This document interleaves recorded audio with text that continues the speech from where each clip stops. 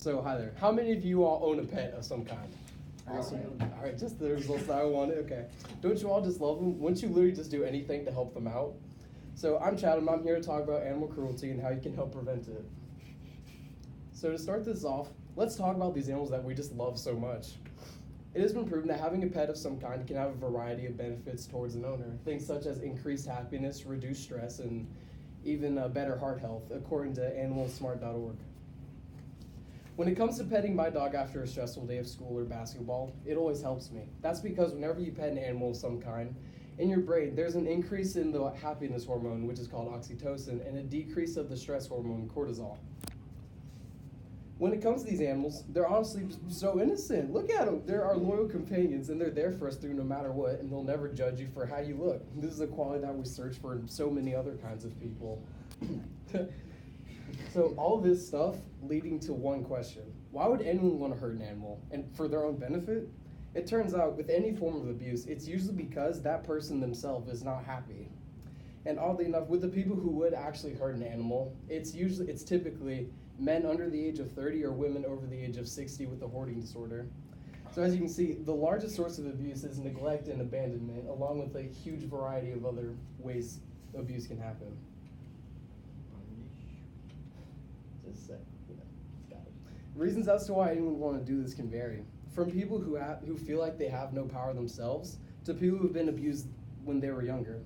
Like if you abuse a child, they're more than likely going to grow up and become abusive themselves and abuse other things. None of you would even dream of hurting him. He's holding an egg in his mouth. Look out. But when it comes to abusing animals, it doesn't even have to be just dogs or cats. It can literally just be any other animal. All it takes is just one person with bad intent. So here are some organizations who stand against animal abuse. Each one of these places are doing everything they can to stop it by doing investigations into like zoos and whatnot in search of animals who are being abused. And if they find it, they will protest to the law to help remove that animal from the premises. It really is a terrible thing, the fact that all it takes is just one person to make all that happen. But luckily, as of November, Donald Trump passed a bill that states if a person were to be caught abusing an animal, it would mean a 7-year prison sentence. So when it comes to animal rights, it dates all the way back to 1635 with a law passed in Ireland for sheep. People back then would honestly just walk up to sheep and rip it right off of them. And finally someone stood up to that and said, yo, that's just not okay. So more recently in 2014, India passed a law that stopped the testing of human products on animals.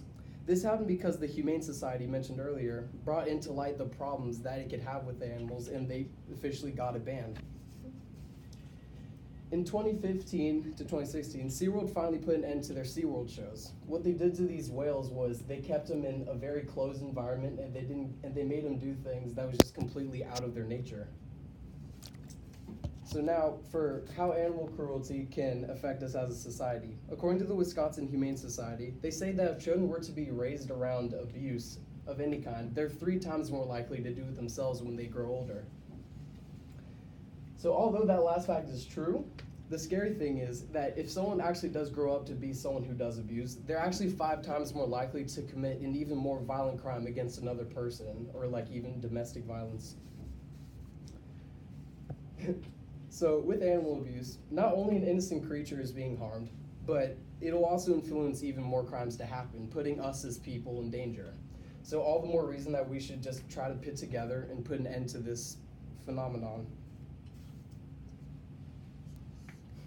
So according to Four Paws International, they say that one thing that you can do to help out with this problem is if you see any form of abuse really, it's to report it.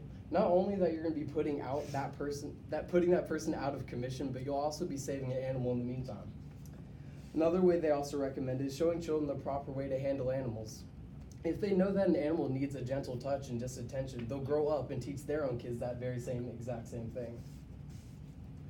And if you were really interested, they would also even consider adopting a stray animal. If you think about it, that dog doesn't know what it's like to have a safe figure in their life, and they don't know what like real care is. And you could literally just alter their life around completely.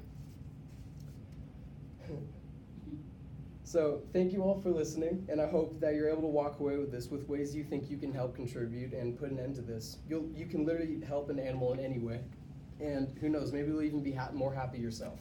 Thanks. Good